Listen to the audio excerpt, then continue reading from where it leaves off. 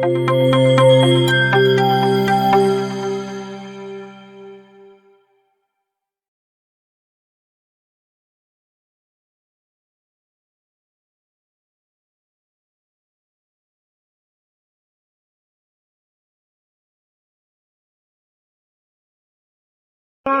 الله يأمركم أن تؤدوا الأمانات إلى أهلها وإذا حكمتم بين الناس أن تحكموا بالعدل إن الله نعما يعظكم به إن الله كان سميعا بصيرا. مسلمانانو، الله تاسو ته حکم کوي چې امانتونه د حقوق اهل ته وسپارئ او کله چې د خلکو په منځ کې فیصله کوي نو په عدالت سره وکړئ. الله تاسو ته ډیر لوی نصيحت کوي او په باوري ډول الله هر څه اوري او ویني. يا أيها الذين آمنوا أطيعوا الله وأطيعوا الرسول وأولي الأمر منكم فإن تنازعتم في شيء فردوه إلى الله والرسول إن كنتم تؤمنون بالله واليوم الآخر ذلك خير وأحسن تأويلا. اے مؤمنانو، د الله رسول او هغو کسانو اطاعت وکړئ چې له تاسو نه د امر خاوندان وي. بیا که تاسو ترمنځ په کومه چاره کې شخړه پیښ شي نو هغه د الله او رسول لوري ته محوله کړئ.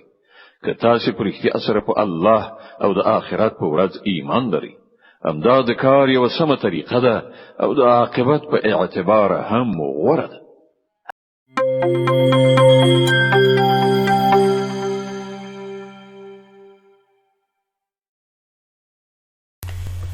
الحمد لله وحده والصلاة والسلام على من لا نبی بعده.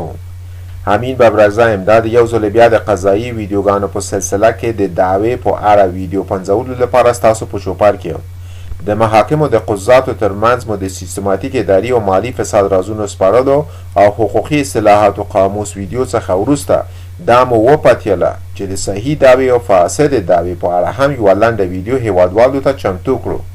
وړاندې تر دې چې موږ محاکمو ته د دعوی د اقامه کولو لپاره لاړ شو یا د مدعی علیه په توګه محکمې ته جلب شو نو پکار ده چې صحیح دعوی او فاسد دعوی د لومړي سره وپیژنو او د دعوی لپاره چمتو اوسو څو د دعوی د طرف سره او هم د محکمې د قضاتو سره په پوره ډاډ او مسلکي توب استدلال وکړو او دا ورته ښکاره کړو چې موږ صحیح او فاسد دعواو ترمنځ تفکیک کولی شو. په دې برخه کې موږ کوشش کوو چې د دعوی اړوند مسایل چې د قرآن کریم او مبارک او احادیث او نصوص پرانا کې تدوین شوي او همدارس د هیواد نافذه قوانینو ته په اشاره سره تر بحث لاندې راولو. مخکې له دې چې اصلي موضوع ته لاړ شو خبر دا وي چې په پیل کې دعوا تعریف او مدعی علیه او مدعی بها چې د قضاوت اساسي ارکان دي وپیژنو. نو راځئ چې لومړی دعوا وپیژنو چې څه ته وایي. دعوی کلمه اصلا عربي کلمه ده او د غوښتنې په معنا ده او مجلة الاحکام 1413 ماده دعوا داسې تعریفوي: د قاضي په وړاندې د خپل حق غوښتل د یو چا څخه دعوا بلل کیږي. مدعی هغه شخص چې د حق غوښتلو لپاره شرعي او حقوقي اهلیت ولري، مدعی ورته ویل کیږي. مدعی علیه هغه شخص چې شرعي او حقوقي اهلیت ولري او له هغه څخه حق غوښتل کیږي. مدعی بها غوښتل کیدونکي شی یعنی د دعوی موضوع ته مدعی بها ویل کیږي. د محکمې اساسي ارکان: کله چې دعوا محکمې ته وړاندې کیږي لازمه ده چې یاده شوې محکمه د لاندې اساسي ارکانو لرونکې وي څو وکولی شي وارد شوې دعوې ته غوږ ونیسي. اساسي ارکان دا دي: لومړی محکوم له، دوهم محکوم علیه، دریم محکوم بهی، څلورم محکمه، پنځم حاکم، شپږم حکم. له دغو اساسي ارکانو څخه که چیرې یو رکن هم کم وي، ناقص وي او یا په غیر شرعي او غیر قانوني بڼه رامنځته شي یعنی د جعل او تزویر له لارې رکن رامنځته شوی وي نو نه خو دعوا اقامه کیدای شي او نه هم نور څه پرې مرتب کیدای شي او یوازې د فساد د خپرېدو لامل کیدای شي او بس. ځکه په تېر 20 کلن قضایي دور کې ډیری قضایاو کې مدعی علیه او مدعی بها چې د محکمې جریان او قضیې ته د رسیدګۍ او تدقیق او د محکمې د تصمیم نه وروسته په محکوم له، محکوم علیه او محکوم به الفاظو بدلیږي غیر شرعي او کاذب حقوقي اهلیت ورکول شوی او دعوی به په پوره بې پروایۍ دوران کې شوې چې دا په خپله د محکمې اساسي ارکانو د له منځه وړلو اسباب تشکیلوي. د دعوی ډولونه: دعوی په عمومي ډول په دوه ډوله دي: الف صحیح دعوی، ب فاسد دعوی. صحیح دعوی د هغه دعواو څخه عبارت دي چې احکام ورپورې اړه نیسي او دا احکام عبارت دي له الف د مدعی علیه احضار، دوهم د ځواب مطالبه، دریم د ځواب لزوم، څلورم په بیانه یعنی اقرار، اسناد او شهود سره اثبات، پنځم د مدعی له اثبات نه د عاجز کېدو په صورت کې د مدعی علیه لوړه یا قسم. د دغه احکامو څخه مطلب دا دی که چیرې د بیلګې په توګه مدعی خپله دعوا په بیانه سره نشي ثابتولی، یعنی نه خو اقرار وي، نه اسناد او نه هم په ټولو شرعي او قانوني شروطو برابر شاهدان او نه هم مدعی د خپل حق څخه په استفادې سره مدعی علیه ته قسم ورکولو اراده ولري، نو دا په ښکاره ډول فاسده دعوا ده او د اقامه کېدو باید ډډه وشي. د صحیح دعوی بیلګې لکه د عین دعوا، د دین دعوا، د نکاح او طلاق دعوی او داسې نور. فاسده دعوا هغه دعوا ده چې احکامو پورې تعلق نه پیدا کوي، یا په بل عبارت فاسده دعوا هغه دعوا ده چې د صحیح دعوی خلاف وي. د دعوی د صحت شرایط: ټول هغه دعواوې چې محاکمو ته وړاندې کیږي یو لړ شرایط لري چې د دغه شان شرایطو موجودیت لازمي وي او د دعوی د اقامې په وخت کې باید رعایت شي چې عبارت دي له الف د دعوی د صحت عمومي شرایط، ب د دعوی د صحت خصوصي شرایط. د دعوی د عمومي او خصوصي شرایطو ترمنځ فرق دا دی چې د دعوی د صحت عمومي شرایط په ټولو دعواو کې په عمومي ډول پلي کیږي او د دغه شرایطو مراعات په ټولو دعواو کې یو شان لازمي دی، خو د دعوی خصوصي شرایط بیا په هره دعوا کې د تطبیق وړ نه دي، بلکې هره دعوا خپل ځانګړي شرایط لري چې په نورو دعواو کې د تطبیق وړ نه وي.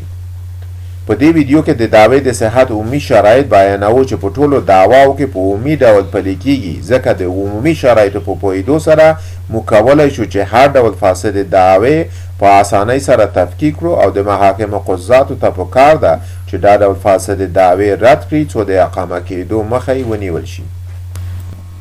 د دعوی د صحت عمومي شرایط: د دعوی د صحت عمومي شرایط عبارت دي له: اول د دعوی د طرفینو اهلیت. مخکې له دې چې اصلي موضوع ته لاړ شو ضرور ده چې اهلیت تعریف کړو. اهلیت عبارت د هغه ظرفیت څخه دی چې یو څوک د حق د لرلو او د حق د کارولو لپاره له ځان سره لري. دلته لیدل کیږي چې د مدني محاکمو قانون له مخې اهلیت دوه برخې لري چې عبارت دي له: اول بلوغ، دوهم عقل. په دې اړه مجلة الاحکام 1414 ماده داسې څرګندونې لري: د دعوی د صحت لپاره شرط ده چې مدعی او مدعی علیه دواړه به عاقلان وي، نو د لیونی او غیر ممیز معشوم دعوا صحیح نه ده، یعنی که لیونی او غیر ممیز صغیر مدعی علیه واقع شي نو دفاعیه صحیح نه ده، او که غیر ممیز صغیر په یوه دعوا کې مدعی شي دعوای صحیح نه ده. دوهم د مدعی علیه معینوالی: په دعوا کې شرط ده چې مدعی علیه به معلوم او معین وي. که یو شخص ادعا وکړي چې زما د فلانی کلي په فلانی سړي باندې مې 15,000 افغانۍ قرض دی، د دغه شخص دعوا د اورېدو وړ نه ده، په دې معنا چې د نامعلوم او ناپېژندل شوي شخص دعوا نه صحیح کیږي. په دې ارتباط د مجلة الاحکام 1418 ماده داسې څرګندونې لري: د دعوی د صحت لپاره شرط دی چې مدعی علیه به معلوم وي، که چیرې برعکس شي دعوا د اورېدو وړ نه ده. دریم د دعوی د طرفینو حضور. د مجلة الاحکام 1413 ماده په دې ارتباط داسې مواد لري: د دعوی د څېړنې په وخت کې د دعوی د طرفینو یا د هغوی د قانوني ممثلینو موجودیت او حضور یو لازمي شرط دی. د دعوی د طرفینو څخه د یوه نه موجودیت د دعوی د بطلان لامل ګرځي. البته په غیاب باندې پرېکړه د فقه او قانون د اصولو سره سم ترسره کېدای شي چې د مدني محاکمو قانون په 1950 1950 او 1954 موادو کې همدغه موضوع ذکر شوی ده. باید هیره نکړو چې د مدعی حضور دوه ډوله دی: حقیقي حضور. دا حضور خو ښکاره دی چې په خپله بالنفسه دعوا مخ پر وړاندې بیایي، ب حکمی حضور چې دا هم په څو ډوله دی. الف دا چې مدعی علیه د دعوی په جریان کې حاضر وي او د حکم په وخت کې غایب شي، قاضي حکما مدعی علیه حاضر شمیري او حکم ابلاغوي. ب دا چې مدعی علیه ګڼ کسان وي، د ټولو حضور ګران وي، قاضي یوازې یو کس دعوی ته ټاکي، نور پاتې کسان حکما حاضر بلل کیږي او قاضي حکم پرې کوي. څلورم د مدعا تعیین او معلوموالی. د مجلة الاحکام 1419 ماده مطابق د دعوی د صحت لپاره شرط دی چې مدعا به معلومه وي، ځکه چې په مجهول شي دعوا نه صحیح کیږي. د مدعا به معلومول په بیلابیلو شیانو کې سره فرق کوي، یعنی ځینې څیزونه د کیفیت له مخې او ځینې د کمیت له مخې او ځینې نور د وصف له مخې معلومیدای شي.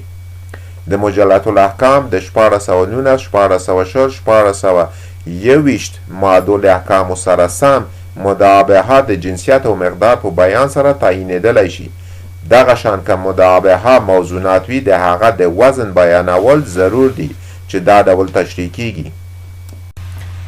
الف که مدعا به اقرار او جایداد وي، د دعوی د صحت لپاره شرط دی چې د جایداد موقعیت، حدود او د مالکانو نومونه، د پلارونو نومونه او نیکونو نومونه ذکر شي. همدارنګه د مملوکه او یا متروکه لفظ ذکر کول په حد کې هم ضروری دي. که چیرته په یو حد کې د مدعی علیه ملکیت وي، د حد بیانولو څخه علاوه د حد فاصله ذکر کول هم ضروری دي. ب که مدعا به موضوعی وي، د دعوی د صحت لپاره ضرور ده چې د جنس وزن ذکر کړي، لکه 10 منه وطني غنم.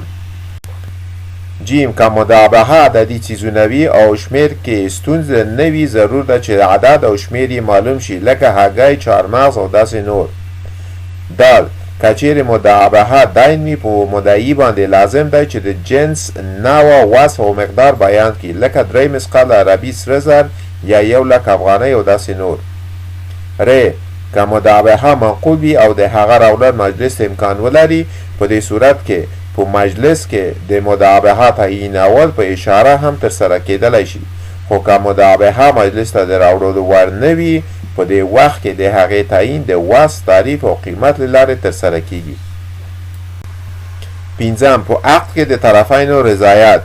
د اقرار او اجاره عقد په هغه دعواو کې چې ملکیت انتقال کړي لازمه ده چې د طرفینو رضایت به پکې ذکر شوی وي، په دې معنا چې دا باید یاد شي چې یاد شوی عقد په داسې حال کې منعقد شوی دی چې دواړو لوریو پوره حقوقي اهلیت درلود او په خپله خوښه او رغبت یې دغه عقد منعقد کړی دی او زور او جبر پکې نشته. شپږم دعوا به محتمل الثبوت وي. مجلة الاحکام 1490 ماده په دې معنا چې مدعی د کومې مدعا به غوښتنه کوي، هغه به د شریعت، عقل او عادت له مخې د دعوی کولو وړ وي، یا دا شرط دی چې دعوا به مستحیل الثبوت نه وي. په هغه موضوع باندې دعوا چې عقلا او عادتا د هغې ثبوت ممکن نه وي، دعوا د اورېدو وړ نه ده. د ساري په توګه یو 40 کلن شخص ادعا وکړي چې احمد نومی چې 50 کاله عمر لري د ده زوی دی. د دغه شان دعوی ثبوت له عقلي پلوه مستحیل او ناممکن دی. وام د قضا په مجلس کې د دعوی اقامه کول. مجلة الاحکام 1413 ماده که چیرې یو شخص په بل شخص باندې د قضایي جلسې څخه پرته او د بل چا په وړاندې دعوه اقامه کړي، دعوا د اعتبار وړ نه ده، مګر که د بل مهم چارواکي په وړاندې هم وي، ځکه چې د قضا د حکم پرته هیڅوک د حکم صادرولو صلاحیت نه لري.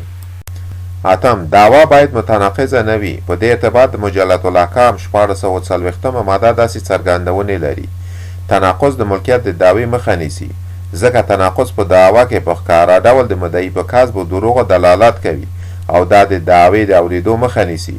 د تناقض د وضاحت لپاره فقهاو ځینې مثالونه ذکر کړي، لکه یو شخص د یو چا څخه د یو شي د اخیستلو مطالبه وکړي او بیا د همغه شي د ملکیت دعوا وکړي. دا ډول دعوا د اورېدو قابلیت نه لري. نو په پای کې د دعوی د صحت ذکر شوي عمومي شرایطو ته په کتو ویلی شو چې هغه دعوا چې په ذکر شوي شرایطو راټوکېدلې او اقامه شوي وي، دعوا صحیح ده او د اورېدو وړ ده، او که په ذکر شوي شرایطو پوره نه وي، دعوا فاسده ده او د اورېدو وړ نه ده. آیا تاسو له کومې فاسدې دعوې سره مخ شوي یاست چې وخت او پیسې مو دواړه ضایع شوي وي؟ له موږ سره یې په لاندې کمنټ کې شریک کړئ. که ویډیو مو خوښه شوې ضرور یې لایک کړئ. که زموږ چینل ته نوي یاست سبسکرایبول مه هېروئ. ګنګري یا زنګولې ته هم ټک ورکړئ ترڅو زموږ ټولې نوې ویډیوګانې پر وخت تر تاسو در ورسیږي. تر بیا مو په الله سپارم.